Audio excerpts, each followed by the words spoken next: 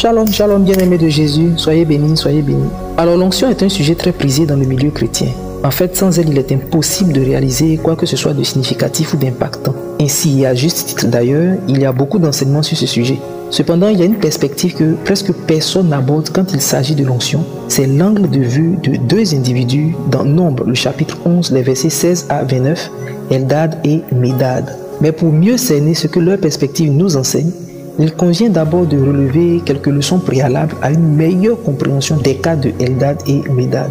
Versets 16 à 17, l'Éternel dit à Moïse, « Assemble auprès de moi 70 hommes des anciens d'Israël. Je prendrai de l'esprit qui est sur toi et je le mettrai sur eux, afin qu'ils portent avec toi la charge. » Verset 25, l'Éternel descendit dans la nuée et parla à Moïse.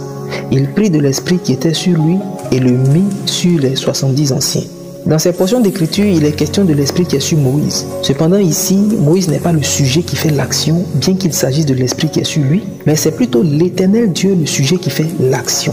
Autrement dit, ce n'est pas Moïse qui a donné un esprit aux autres, mais c'est plutôt Dieu lui-même qui a donné de son esprit qu'il a mis sur Moïse. Ensuite, on peut observer que le texte dit l'esprit qui est sur Moïse et non l'esprit de Moïse.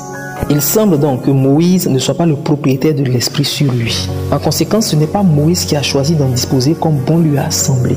L'onction est le résultat de la présence de l'esprit en. Ésaïe 61, verset 1 à 2, il y est écrit « L'esprit du Seigneur l'Éternel est sur moi, car l'Éternel m'a oint pour... » Or, le Saint-Esprit n'est pas la propriété d'un homme pour qu'il puisse en disposer comme bon lui semble et selon ses envies. Mais quelqu'un dira que Jésus a donné le pouvoir de marcher sur les serpents et sur toute la puissance de l'ennemi, Luc 10, 19. Ou même qu'on pourrait mentionner l'épisode d'Ananias et Saphira, ou comment ces deux-là, sur les déclarations de Pierre, ont perdu la vie dans Actes 5, versets 1 à 10. Comme pour dire que Jésus nous a donné maintenant les pleins pouvoirs de faire en son nom comme bon nous semble. Ce n'est pas exactement faux, mais c'est aussi vrai qu'un locataire n'est pas le propriétaire de la maison. Il peut l'utiliser, ce qui lui laisse quand même bien des possibilités, mais il ne peut pas disposer de la maison comme le propriétaire le pourrait. Ensuite, le propriétaire peut mettre le locataire hors de la maison s'il trouve que celui-ci la dégrade ou pour toute autre raison. Avec le Saint-Esprit, nous avons une liberté, mais comme un locataire. Cependant, il est le propriétaire de l'onction. D'ailleurs, tout ce que quelqu'un croit pouvoir faire avec la puissance du Saint-Esprit ou selon le Saint-Esprit est simplement parce que ces décisions ont été inspirées par le Saint-Esprit ou que les choix de celui-là étaient en accord avec la volonté de Dieu. Jésus lui-même, de son vivant sur terre, a dit que son Père était avec lui parce qu'il faisait sa volonté. Jean 8, verset 29. Alors certains s'appuient sur ce texte de Nombre 11, 16 à 29 pour faire à leurs subordonnés selon leur volonté au risque de ne pas recevoir une bénédiction spirituelle de leur part. Ils décident des conditions pour recevoir que les serviteurs doivent remplir. Une autorité établie peut bénir un peuple, c'est vrai. Mais si finalement la bénédiction du leader devient maintenant l'objet du combat et des luttes des membres au détriment de Jésus lui-même, c'est grave. Le leader a droit à l'honneur, au respect et à l'obéissance, comme le dit Paul dans Hébreux 13, verset 17. Mais on n'honore pas le leader plus que Dieu lui-même.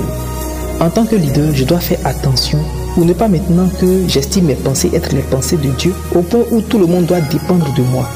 Si je dis quelque chose, personne ne peut recevoir autre chose du Saint-Esprit, sinon c'est de la rébellion. Dans une telle position, je m'expose à l'orgueil et à ma chute. Par ailleurs, en revenant à notre texte, il y a encore plus intéressant. C'est là que nous abordons réellement les cas de Eldad et Médad. Mais déjà, je prie pour toi, au nom de Jésus, que cette méditation vienne reformer ton cœur. Que ces quelques révélations, que cette méditation vienne transformer une façon de voir, une façon de faire, pour réinstruire, reconduire, pour replacer dans la volonté de Dieu. Que Dieu te bénisse.